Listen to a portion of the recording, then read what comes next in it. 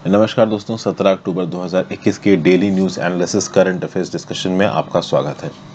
चूंकि संडे है तो आज एडिटोरियल नहीं है, केवल करंट अफेयर्स हम लोग डिस्कस करेंगे। पहली news 29th Hunar Haat eight Rampur Uttar प्रदेश।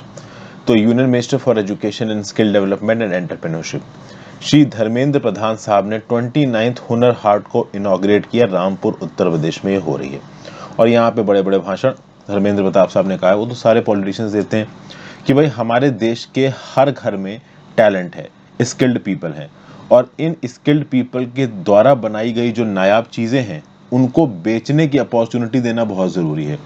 उनको मार्केट तक पहुंचाना, उनकी ब्रांडिंग करना, ये बहुत ज़्यादा ज़रूरी है और एक्चुअली में हुनर हाट यही करती है। Hunar Haat government e market place के वेब पोर्टल पे भी अवेलेबल है। तो हुनर हाट के अंदर हमारे देश के अलग अलग इलाकों के जो टैलेंटेड इंडिविजुअल्स हैं वो कोई अगर प्रोडक्ट बनाते हैं तो वो प्रोडक्ट ऑनलाइन गवर्नमेंट की वेबसाइट पे भी बिक सकता है। धर्मेंद्र प्रधान साहब ने ये भी बोला है कि हमारे देश का ईच एंड एवरी विलेज, यहाँ पे बहुत से विश्वकर्मा हैं, हुनर हार्ट्स हैं, मतलब बेसिकली टैलेंट है, स्किल है, जिसके बेसिस पे वो लोग इंडिविजुअल और यूनिक चीज़ें बनाते हैं। इसको बढ़ाने के लिए नेशनल एजुकेशन पॉलिसी को भी इसके साथ जोड़ने की बात करी जा रही है। नेशनल एजुकेशन पॉलिसी में आपकी लिटरेरी रिक्वायरमेंट्स के साथ साथ, करिकुलम रिक्वायरमेंट्स के साथ साथ आपकी स्किल रिक्वायरमेंट को भी, वोकेशनल ट्रेनिंग को भी उतना ही तवज्जो दी जाती है। तो पढ़ाई भी और कमाई भी वाला सिद्धांत यहाँ पे एप्लीकेबल करने की कोशिश की जा रही है। एजुकेशन को प्रोवाइड करना, उसके साथ साथ स्किल डेवलपमेंट को प्रोवाइड करना, आर्टिसंस क्राफ्ट्समैन के बच्चे पढ़ाई भी करें, साथ साथ अपने पिताजी और जो परदादा वगैरह हैं उनकी स्किल्स को भी सीखे ताकि आगे आने वाले समय में उनके पास alternative source of livelihood available हो। ये यहाँ पे बहुत ज़्यादा ज़रूरत है। टारगेट क्या रखा गया है हुनर हाट्स में? तो भाई 75 हुनर हाट्स के थ्रू, जो कि आज़ादी का अमृत महोत्सव तो कंडक्ट करवाई जाएंगी, 7,50,000 आर्टिसंस क्राफ्ट्समैन और लोगों को ये मौका दिया जाएगा कि वो अपने प्रोडक्ट्स को पूरी दुनिया के साथ सामने और पूरी इंडिया के सामने रखें और लोग उनके प्रोडक्ट्स को खरीदें। इसके अंदर एक विश्वकर्मा वाटिका नाम का भी प्रोग्राम है। तो हुनर हाट के अंदर एक विश्वकर्मा वाटिका, ये एक प्रकार का अट्रैक्शन है to promote and preserve precious traditional skills of artisans and craftsman, where they will also be displaying live how India's traditional exquisite and elegant indigenous hand products are made। तो हुनर हाट के अंदर हमारे देश के लोगों की ट्रेडिशनल और इंडिजीनियस हैंडमेड प्रोडक्ट्स की जो आर्ट है ना, उसको सीधे सीधे यहाँ पे डिस्प्ले किया जाएगा, उसको प्रमोट किया जाएगा, प्रिजर्व किया जाएगा। और हुनर हाट का ओवरऑल कंसेप्ट ही यही है। तो आप कह सकते हो कि नामकरण टाइप का यहाँ पे हो रहा है। हुनर हाट के अंदर ये विश्वकर्मा वाटिका का काम क्या है? Promoting and preserving traditional skills of artisans and आपका craftsman, where they will be displaying live how India's traditional exquisite and elegant indigenous hand products are made। ये जो पर्टिकुलर लाइन है इसको आप अपने नोट्स में इनकॉर्पोरेट कर लो। फिर हुनर हाट के अंदर वोकल फॉर लोकल की थीम तो देखिए आ ही जाती है। एक थीम है बेस्ट फ्रॉम वेस्ट, मतलब कि जो वेस्ट प्रोडक्ट्स हैं उनसे बेस्ट पॉसिबल उनको रिफर्बिश करके नए प्रोडक्ट्स बनाना है। इसको भी हुनर हाट के थ्रू प्रमोट किया जा रहा है। हुनर हाट में किस किस प्रकार के प्रोडक्ट्स बेचे जाते हैं? तो plastic, paper, plywood, glass, ceramic, jute, cotton, wool, banana stems, sugar pulp, इन सब से बने हुए हर प्रकार के प्रोडक्ट्स यहाँ पे बेचे जाते हैं। इन्हीं हुनर हाटों के अंदर एक सेक्शन है जिसका नाम है बावर्ची खाना। बावर्ची खाना में क्या होता है भाई? तो भाई बावर्ची खाना में ओवरऑल दुनिया भर के जहाँ जहाँ के भी यहाँ पे हुनर हाट वाले आर्टिसंस आके अपनी स्टॉल वगैरह लगा रहे हैं, वहाँ पे ओवरऑल पूरे देश के खाने के जो स्वाद हैं वो अवेलेबल होंगे। तो कंट्री का जितना भी अलग अलग इलाके का खाना है वो एक बावर्ची खाना के अंदर अवेलेबल होगा। आप जा सकते हैं और उसको भी यहाँ पे टेस्ट कर सकते हैं। जीएस पेपर 2 और जीएस पेपर 1 में न्यूज़ आपको काम आएगी। मेंबर्स का स्वागत कर लेते हैं, देखते हैं वो किसने किसने ज्वाइन किया। तो शेखर सुमन ने हमको ज्वाइन किया। शेखर सुमन का ये 3rd month as a member. Welcome back Shekhar, thank you so much for joining. Megha Sakhuja ने हमको ज्वाइन किया। इकरा स्टडी पॉइंट ने हमको ज्वाइन किया। उसके बाद आकाश नागर ने हमको ज्वाइन किया। कल्याणी साहू ने हमको ज्वाइन किया। रोहित राज ने हमको ज्वाइन किया। देन प्रशांत शर्मा ने हमको ज्वाइन किया। प्रवीण खिलाड़ी ने हमको ज्वाइन किया। ल्यूसी पैब्लो ने हमको ज्वाइन किया। रुचिन रोशन ने हमको ज्वाइन किया। रुचिन रोशन का ये 3rd month as a member. Welcome back again Ruchin, thank you so much for joining again. और जयपाल कसवान ने हमको ज्वाइन किया। तो Jaipal Kaswan, Ruchin Roshan 3rd month as a member, Lucy Pablo, Praveen Khiladi, Prashant Sharma, Rohit Raj, then Kalyani Sahu, Akash Nagar, Iqra study point, Megha Sakhuja and Shekhar Suman, third month as a member. Welcome back all you guys and girls for your joining. Thank you so much for your consistent support. Members only videos most probably आज upload होनी थी, लेकिन जो PPTs मेरे पास बन के आई हैं उन PPTs में बहुत सी गलतियां थी, बहुत सारे फ्लॉज थे, क्वेश्चंस का जो लेआउट था वो गड़बड़ था, कुछ ना कुछ ऑप्शंस में और उनके सॉल्यूशंस में भी कमी थी, इसलिए मैंने उनको फिर से PPT को बनाने के लिए वापस भेजा है। अब ऑब्वियस ही बात है PPT गलत और इनकम्प्लीट तो मैं आपके सामने लेके नहीं आ सकता, तो इसीलिए थोड़ा मेंबर वाले वीडियो में समय लग गया। चलिए अपने वीडियो को कंटिन्यू करते हैं। नेक्स्ट न्यूज जो हम डिस्कस करेंगे वो है India's foreign exchange increased by 2.039 billion dollars. तो देखिए हमारे देश के जो फॉरेन एक्सचेंज रिजर्व्स है वो 2.039 बिलियन डॉलर से बढ़ के 639.516 बिलियन डॉलर पे पहुंच गए in the week ended 8th of October according to RBI data. जो प्रीवियस वीक था जो कि 1 अक्टूबर को खत्म हुआ था, वहां पे जो हमारे फॉरेन एक्सचेंज रिजर्व्स थे वो 1.169 बिलियन डॉलर्स घटे थे और आ गए थे 637.477 बिलियन पे। अब वो ओवरऑल 8.895 बिलियन डॉलर बढ़े हैं और पहुंच गए 642.453 बिलियन पे। ठीक है भाई, ये जो 8 अक्टूबर का रिपोर्टिंग वीक है ना, the rise in the reserves was on account of an increase in foreign currency assets. मैंने बहुत डिटेल में आपको फॉरेन एक्सचेंज रिजर्व्स के बारे में अपनी रमेश सिंह की वीडियोस में समझा रखा है और भी बहुत जगहों पे समझा रखा है। फॉरेन एक्सचेंज मेरे नाम अर्षद द्विवेदी के साथ सर्च मारिए यूट्यूब पे, आपको वीडियोस मिल जाएंगी। अगर आपने रमेश सिंह की किताब की वीडियोस नहीं देखी देख लीजिए, आपकी इकोनॉमी पूरी कंप्लीट हो जाएगी। एक बार पूरा रमेश सिंह देखिए और मेरी इकोनॉमिक्स की 9th से लेकर 12th तक की जो मैंने एनसीईआरटीज बना रखी है वो देखिए, आपकी इकोनॉमिक्स वैसे आपको पूरी समझ में आने लगेगी। और आपको पता होना चाहिए हमारे फॉरेन एक्सचेंज में फॉरेन करेंसी एसेट्स होते हैं, फॉरेन करेंसी नहीं होती, this is foreign currency assets. तो मान लीजिए हमारे देश की सरकार अमेरिका के ट्रेजरी बिल्स खरीदती है। अब ये जो अमेरिका के सरकारी ट्रेजरी बिल्स हैं they are denominated in US dollars. तो ये यूएस डॉलर्स वाले ट्रेजरी बिल अगर हमारी आरबीआई के पास पड़े हुए हैं तो वो हमारे फॉरेक्स रिजर्व में काउंट होंगे। तो ये फॉरेन करेंसी नहीं है, ये फॉरेन करेंसी में डिनोमिनेटेड एसेट्स हैं। ठीक है, और फॉरेन करेंसी में डिनोमिनेटेड एसेट्स में इंक्रीज हुआ इसलिए हमारे फॉरेक्स रिजर्व भी यहाँ पे बढ़े हैं। जो एफसीए हमारा है वो 1.55 बिलियन डॉलर बढ़ा है, it is somewhere around USD 577 billion dollars. ठीक है, हालांकि फॉरेन करेंसी और foreign currency assets US dollar, euro, pound, yen, इन सब की जो इंटरनेशनल प्राइसेस हैं उनके घटने और बढ़ने के हिसाब से भी हमारे फॉरेन एक्सचेंज रिजर्व्स घटते और बढ़ते हैं। अगर गोल्ड रिजर्व्स की बात की जाए इन फॉरेक्स रिजर्व्स में, तो गोल्ड रिजर्व्स 464 मिलियन डॉलर्स बढ़े हैं और बढ़ के 38.022 बिलियन डॉलर्स पे पहुंच चुके हैं। स्पेशल ड्रॉइंग राउट्स जो होते हैं इंटरनेशनल मॉनेटरी फंड के साथ, ये लगभग 28 मिलियन डॉलर बढ़ के 19.268 बिलियन डॉलर से पहुंच चुके हैं। जो आईएमएफ के साथ कंट्री की रिजर्व पोजीशन है ये 3 मिलियन डॉलर घट के यूएसडी 5.225 बिलियन डॉलर पे पहुंच चुकी है। तो ये चीज़ें हैं। फॉरेन करेंसी एसेट्स क्या होता है इसका बेसिक जानकारी मैंने यहाँ पे दे दी है। डिटेल में चाहिए तो रमेश सिंह की वीडियोस देखिए। General studies paper 3 Indian economy में न्यूज़ आपको काम आएगी। तीसरी न्यूज़ के बारे में आपको पहले बता चुका हूँ, ऑर्डिनेंस फैक्ट्री बोर्ड जो कि पिछले 200 सालों से हमारे देश के डिफेंस सेक्टर को सर्व कर रहा है, उसको यहाँ पे ख़त्म कर दिया गया है और उसकी बजाय 7 नई डिफेंस कंपनी बनाई गई हैं और ये फाइनली इंप्लीमेंट कर दिया गया 15 अक्टूबर 2021 को। ये जो नई 7 कंपनीज हैं वो कौन कौन सी हैं?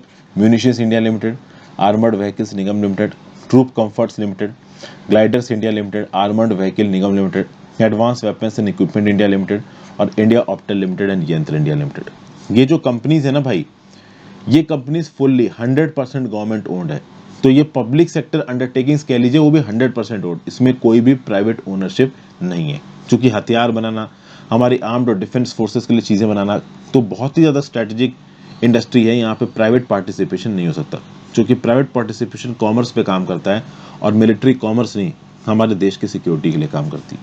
तो इंडिया की self reliance in defence preparedness को और स्ट्रीमलाइन करने के लिए जो ऑर्डिनेंस फैक्ट्री बोर्ड था जिसमें हमारे इंडियन इंजीनियरिंग सर्विसेज के ऑफिसर्स जाके सर्व करते थे, अब वो 7 अलग अलग 100% और डिफेंस पब्लिक सेक्टर में बदल चुका। इससे ऑर्डिनेंस फैक्ट्रीज को प्रोडक्टिव और प्रॉफिटेबल एसेट्स में बदला जाएगा। प्रोडक्ट रेंज में एक्सपर्टीज लाई जाएगी, कॉम्पिटिटिवनेस बढ़ाई जाएगी, क्वालिटी बढ़ाई जाएगी, कॉस्ट एफिशिएंसी लाई जाएगी और डिफेंस प्रिपेयर्डनेस में सेल्फ रिलायंस लाया जाएगा। जीएस पेपर 2 में न्यूज़ आपको काम आएगी। नेक्स्ट बात करते हैं green crackers rules on fireworks. कोविड-19 के पैंडेमिक के समय पे overall lung related problem, breathing related problem लोगों को ज़्यादा हो गई। ऊपर से फेस्टिव सीजन आ रहा है, दशहरा दिवाली सीजन आ रहा है, पटाखे जलते हैं, तो बहुत सारे स्टेट्स में बहुत सारे कर्व्स लगा दिए गए हैं इन पटाखों को जलाने के ऊपर। ठीक है, कुछ जगहों पे बिल्कुल ही कर्व लिखा है कि आप पटाखे जला ही नहीं सकते, कुछ जगहों पे पटाखे आप लिमिटेड टाइम में जला सकते हो, और जो पटाखे आप जलाओगे वो ग्रीन क्रैकर होने चाहिए। तो जो चाइना से इंपोर्ट होते थे वो नहीं होने चाहिए। सुप्रीम कोर्ट ने एक्चुअली में ये जो लो एमिशन फायरवर्क्स होते हैं ना, जिनको आप ग्रीन क्रैकर बोलते हो, इनको मॉडरेट बेसिस पे जलाने की परमिशन दी है, और ये परमिशन भी ऐसी जगहों पे दी गई है जहाँ पे एयर क्वालिटी इंडेक्स थोड़ा सा स्टेबल है। ग्रीन क्रैकर्स की बात की जाए तो इनको डेवलप किया गया है CSIR नीरी के द्वारा, जिसका फुल फॉर्म है council of scientific and industrial research, national environmental engineering research institute. ये गवर्नमेंट फंडेड रिसर्च इंस्टीट्यूट है, एनवायरमेंटल साइंस के फील्ड में काम करता है। ओवरऑल नॉर्मल क्रैकर्स के कंपैरिजन में ये जो ग्रीन क्रैकर्स होते हैं, इनकी जो शेल लाइफ होती है स्मॉल होती है, वो ज़्यादा डेडली पॉल्यूशन नहीं करते, कम हार्मफुल रॉ मटेरियल्स होते हैं इसमें। ओवरऑल जब ये जलते हैं तो कम लिथियम, आर्सेनिक, बेरियम और लेड को रिलीज करते हैं। ओके, 30% पार्टिकुलेट मैटर पॉल्यूशन कम होता है इन ग्रीन क्रैकर्स के थ्रू। तो इन ग्रीन क्रैकर्स के बहुत से फायदे हैं।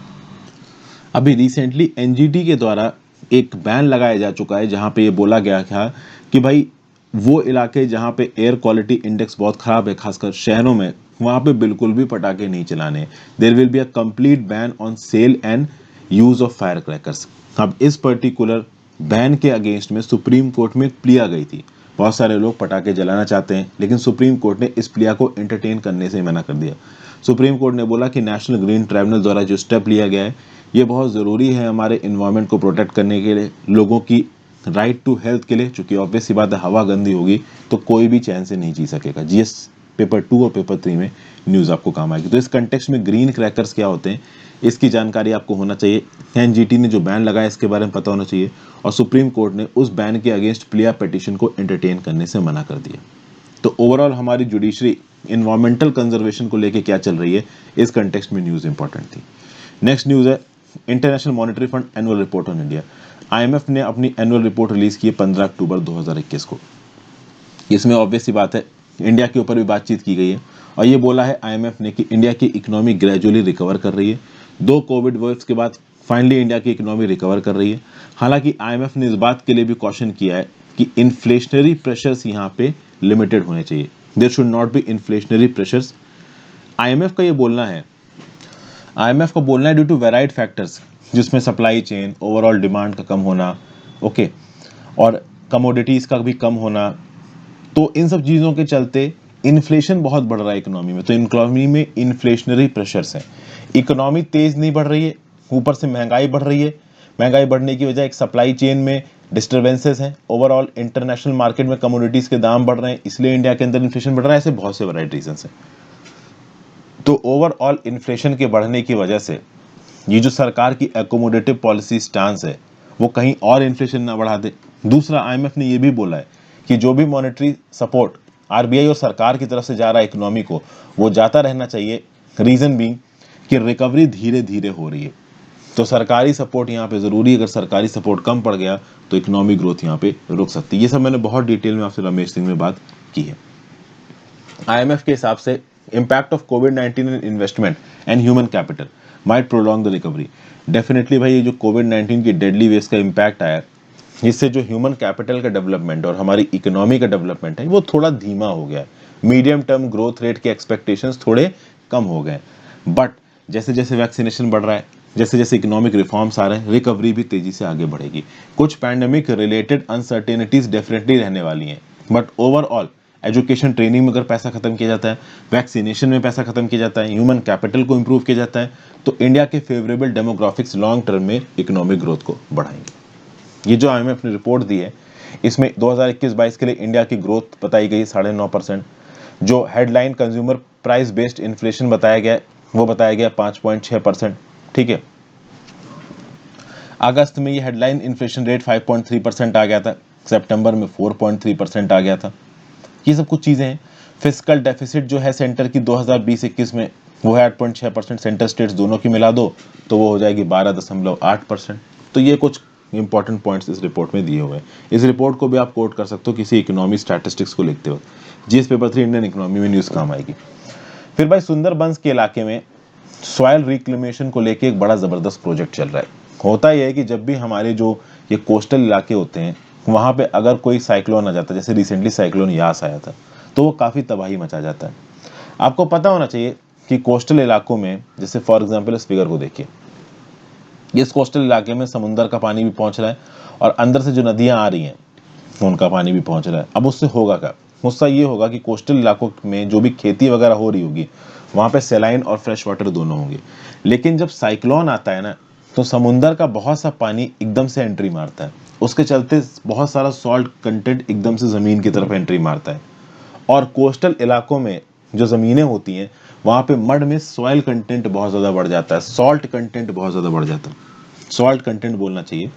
और वो सॉल्ट कंटेंट बहुत ज़्यादा अगर बढ़ जाएगा तो डेफिनेटली जो क्रॉप्स की प्रोडक्टिविटी है वो कम हो जाएगी। और यही हुआ सुंदरबंस में।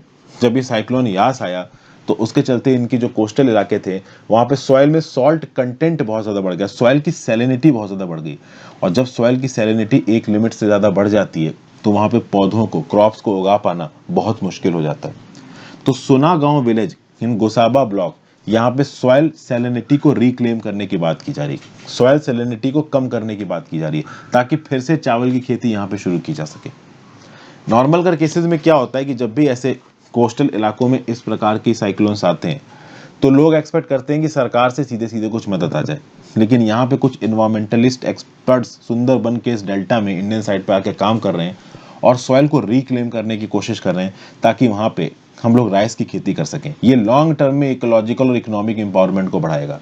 तो आगे आने वाले समय में अगर ये इकोलॉजिकल रिक्लेमेशन का प्रोसेस सक्सेसफुल हो जाता है, हम लोग सॉइल सैलिनिटी को कम कर सकते हैं, ओवरऑल सॉइल को फिर से एरेबल बना सकते हैं इमीडिएट बेसिस पे, और यहाँ पे बनाया भी गया है। साइक्लोन यास के आने के कुछ महीनों के अंदर ही यहाँ पे चावल की एक क्रॉप उगाई गई है। उसके लिए आप कह सकते हो कि बहुत सारे अलग अलग यूनिक मेथोडोलॉजी को इस्तेमाल किया गया है। साइक्लोन के बाद जो सैलिनिटी थी वो थी 17.4 डीएस पर मीटर, यानी कि डेसी सीमेंस पर मीटर। और डीसैलिनेशन एक्सरसाइज के बाद ये सैलिनिटी आ गई 2.04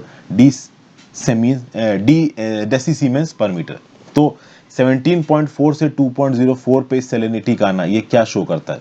ये दर्शाता है कि ओवरऑल सॉइल की सैलिनिटी को अगर हम इतने मेजर स्केल पे कंट्रोल में कर लेंगे तो डेफिनेटली हम वहाँ पे ज़्यादा क्रॉप्स को उगा सकते हैं।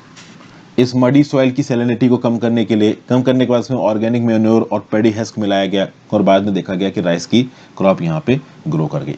तो इससे क्या पता चला? इससे पता चला कि सॉइल की सैलिनिटी को यहाँ पे नेचुरली रिक्लेम किया जा रहा है। ओके, तो ये थी न्यूज़ भाई। साइक्लोन यास के बाद सुंदरबंस में सॉइल सैलिनिटी को रिक्लेम करने का, सॉइल सैलिनिटी को कम करने का यहाँ पे एक मेजर प्रोग्राम चलाया गया और वो प्रोग्राम यहाँ पे थोड़ा बहुत सक्सेसफुल होता भी नजर आ रहा है। जनरल स्टडीज पेपर 3 में major cropping patterns, agriculture produce और different types of irrigation and irrigation system storage में न्यूज़ आपको काम आएगी। नेक्स्ट बात करते हैं, army air defence looks at leap in modernisation. ये जो आर्मी एयर डिफेंस है, बेसिकली आगे आने वाले समय में बहुत सी ऐसी डील्स हैं, बहुत से ऐसे ट्रायल्स हैं जो कि बहुत मेजर स्केल पे लिए जा रहे हैं। जैसे कि for example indigenous Akash surface to air missile systems. अब इस indigenous Akash surface to air missile systems, इनको बहुत मेजर स्केल पे इंप्लीमेंट किया जा रहा है, बनाने की कोशिश की जा रही है, आर्मी में इंप्लीमेंट करने की कोशिश की जा रही है। ऐसे कुछ और प्रोजेक्ट्स चल रहे हैं आर्मी एयर डिफेंस के, जैसे कि medium range surface to air missile एक चल रहा है, Igla S very short range air defence system VSHORAD जो कि रशिया का है। आकाश की बात की जाए तो Akash system is indigenously designed and developed system, SAM, surface to air missile जिसको आप बोलते हो। इसकी रेंज 25 किलोमीटर है। यहाँ पे MRSAM का medium range surface to air missile जो कि आर्मी वेरिएंट है इसका, जो उसको डिफेंस रिसर्च डेवलपमेंट ऑर्गेनाइजेशन ने इजराइल एरोस्पेस इंडस्ट्रीज के साथ मिलकर बनाया है। तो एक न्यूज़ तो यहाँ पे ये याद रखिएगा कि MRSAM का जो आर्मी वेरिएंट है उसको DRDO और इजराइल एरोस्पेस इंडस्ट्रीज ने मिलकर बनाया है। ये बहुत जल्दी ही अपने कुछ ट्रायल्स के बाद इंडियन आर्मी में इंडक्ट कर लिया जाएगा अगले कुछ महीनों में। तो ये एक इंपॉर्टेंट न्यूज़ है। सिमिलरली आर्मी एयर डिफेंस किसके इस पे ऊपर काम कर रहा है? इग्ला एस विशोरैड सिस्टम्स के ऊपर काम कर रहा है। ये अपने नोट्स में इनकॉर्पोरेट कर लीजिए। Medium range surface to air missile के ऊपर तो काम कर ही रहा है, indigenous Akash surface to air missile के ऊपर भी काम कर रहा है। आर्मी एयर डिफेंस 3 लेवल्स पे काम करता है। एक लेवल है गन मिसाइल सिस्टम, दूसरा है मीडियम रेंज मिसाइल सिस्टम, तीसरा है हाई रेंज मिसाइल सिस्टम। इसमें जो आर्मी एयर डिफेंस AD जो गन्स है ना, वो 2 तरीके की होती हैं, AD गन मिसाइल सिस्टम और AD self propelled guns. Indian army दोनों ही प्रकार की गन्स को यहाँ पे खरीदने की कोशिश कर रही है। ये जो Akash surface to air missile system है ये मीडियम रेंज में आता है, ठीक है। और ये जो MRSAM आर्मी वर्जन है जिसको इजराइल एरोस्पेस इंडस्ट्रीज के साथ मिलकर हमारा DRDO बना रहा है, इसका जो लास्ट मेडल लॉन्च था वो दिसंबर में हुआ था। अभी कुछ ट्रायल्स के बाद ही इसको यहाँ पे इंडक्ट किया जाएगा। ओके, जो पहली डिलीवरेबल फायरिंग यूनिट थी MRSAM की, वो इंडियन एयरफोर्स को दे दी गई, जो 70 किलोमीटर दूर के टारगेट्स को मार सकती है। इसमें missiles, combat management system, mobile launcher, advance long range radar और सपोर्ट व्हीकल सब आते हैं। ये जो इग्ला एस डील है ना, विश्वरैड नाम की, इस डील को लेके थोड़ी प्रॉब्लम चल रही है। एक्चुअली में इस डील में रशिया विनर निकल के आया था। 2 और लोगों ने टेंडर डाले थे, MBDA ऑफ फ्रांस और SAAB ऑफ स्वीडन ने। जब रशिया इस डील को जीत गया 2018 में, तो फ्रांस ने और स्वीडन ने यहाँ पे प्रोटेस्ट किया कि डील में गलत तरीके से कॉन्ट्रैक्ट बांटे गए। ओवरऑल इस डील के लिए जो टेंडर फ्लोट किए गए थे वो अक्टूबर 2010 में फ्लोट किए गए थे। अब जाके 2018 में रशिया को डील मिली और उसके बाद भी फ्रांस और स्वीडन उसमें उंगली कर रहे हैं। फिर एक और डील है यहाँ पे, self propelled air defence gun missile system, SPAD GMS deal, जिसमें K-30 Biho flying tiger of South Korean company Hanwha defence shortlist हुई थी। तो कुल मिला के आपको यहाँ पे बताया क्या जा रहा है? ये बताया जा रहा है कि आर्मी और एयर डिफेंस में जो जो भी मिसाइल सिस्टम्स बनवाए जा रहे हैं, दूसरी कंट्री से खरीदे जा रहे हैं, ज्वाइंट रिसर्च एंड डेवलपमेंट चल रहा है, वो कौन कौन से स्टेजेस पे। तो यहाँ पे इंपॉर्टेंट है कौन कौन से, तो MRSAM आकाश का surface to air missile, Igla S VSHORAD, ये याद रखिएगा। इग्ला एस वाला रशिया के साथ जो हम लोगों ने टेंडर किया है उसके ऊपर कुछ कह सकते हैं डिस्प्यूट चल रहा है। फ्रांस और स्वीडन ने डिस्प्यूट कर रखा है ओवरऑल उसके ऊपर। Akash surface to air missile systems को हम लोग काफ़ी हद तक इंडक्ट कर चुके हैं। Medium range surface to air missile system DRDO और इजराइल एरोस्पेस इंडस्ट्रीज ने मिलकर बनाया, जिसको जल्दी ही आर्मी में इंडक्ट कर लिया जाएगा। तो ये एक छोटी सी न्यूज़ थी। नेक्स्ट बात करते हैं चाइना मीडिया हेल्स भूटान। अब ये भूटान चाइना वाला इशू देखो आग पकड़ रहा है भाई। एक तो ये भूटान और इंडिया के कंटेक्स्ट में भी मैंने रिसेंटली 2 दिन पहले वीडियो बनाई थी, कल ही की वीडियो है शायद, इस वीडियो को देख लीजिए। इस Bhutan compromising India chicken neck corridor to China. अगर यहाँ पे बात की जाए, ये भूटान का नक्शा है, ओके, और इंडिया चाइना भूटान का ट्राई जंक्शन है ये। इस ट्राई जंक्शन के पास चाइना ना पहुंचे, इस बात को इंश्योर करना चाहता है इंडिया। हालांकि चाइना यहां पहुंच चुका है, ये पर्टिकुलर इलाका चाइना के पास ही है, लेकिन चाइना क्या चाहता है कि ये जो चौड़ाई है ना, इस चौड़ाई को थोड़ा बढ़ाए, और इस चौड़ाई को बढ़ाने में डोकालाम प्लेट्यू चाइना की बहुत मदद करेगा। 2017 के एक इवेंट के बारे में आपको बताता हूं, जब ये डोकालाम का स्टैंड ऑफ शुरू हुआ था। डोकालाम प्लेट्यू के मेजर इलाके में चाइना ऑलरेडी घुस चुका है। वैसे तो डोकालाम प्लेट्यू भूटान बोलता है हमारा है, लेकिन इस इलाके में बहुत हद तक चाइना घुस चुका है और उसके ऊपर बहुत से अपने विलेजेस वगैरह बना चुका है, अपना इंफ्रास्ट्रक्चर सेटअप कर चुका है। लेकिन डोकालाम से एक सड़क आती थी इंडिया की तरफ, इस सड़क को बनाने से इंडिया ने मना कर दिया। इंडियन फोर्सेस यहां पे जाके मोबिलाइज कर गई और चाइना की फॉरवर्ड एंट्री को यहां पे ब्लॉक कर दिया, ठीक है। तो चाइना इस बात पे थोड़ा सख्ते में, तो इस डोकालाम प्लेट्यू के आसपास के इलाके लेके चाइना भूटान से डील करना चाहता है। चाइना भूटान से बोल रहा है कि डोकालाम और इसके आसपास का थोड़ा इलाका हमको दे दो, और उसके बदले में जकारलुंग जो कि नॉर्दर्न भूटान में और पसमलुंग जो कि नॉर्दर्न भूटान में, ये पूरा का पूरा भूटान तुम रख लो। समझ गए? तो ये पूरी की पूरी यहाँ पे डील है।